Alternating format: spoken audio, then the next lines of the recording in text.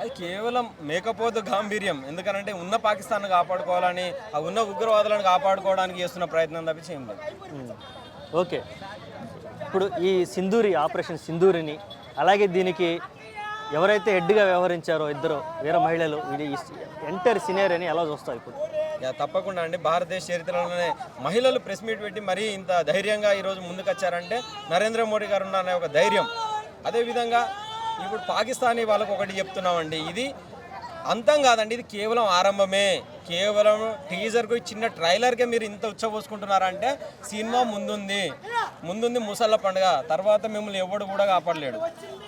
Okay, next action ఎలా ఉంటుంది? వాళ్ళు కనుక ఏమన్నా తోక దాడిచ్చి ఇంకేమైనా చేస్తే మనం ఎలాంటి నిర్ణయాలు తీసుకుంటే బాగుంటుంది? తోక జాడిచ్చే ప్రయత్నం ఇంకా లేదండి. వాళ్ళ దగ్గర ఆ ప్రయత్నం చేయాలనే ఆలోచన లేదు. ఎందుకనంటే ఆ ఆలోచనను కూడా చంపిన వ్యక్తి ఎవరైనా ఉన్నారంటే శ్రీ నరేంద్ర మోడీ గారు. అసలు ఆలోచించాలంటే ఇప్పుడు కాదండి, ఇంకా 100 సంవత్సరాల వరకు పాకిస్తానీయులు భారతదేశం పేరు తీయాలంటేనే ఉచ్చబోసుకునే పరిస్థితి. ఇంకా వాళ్ళు ఆలోచించేది ఏం లేదు. వాళ్ళకు ఇప్పుడు శరణం ఒకటే ఉంది, శరణమా మరణమా రెండే. ఇప్పుడు వాళ్ళు ఆల్రెడీ మరణాన్ని కోరుకుంటారు. తప్పకుండా మరణాన్ని గిఫ్ట్గా ఇవ్వబోతున్నాడు నరేంద్ర మోడీ గారు.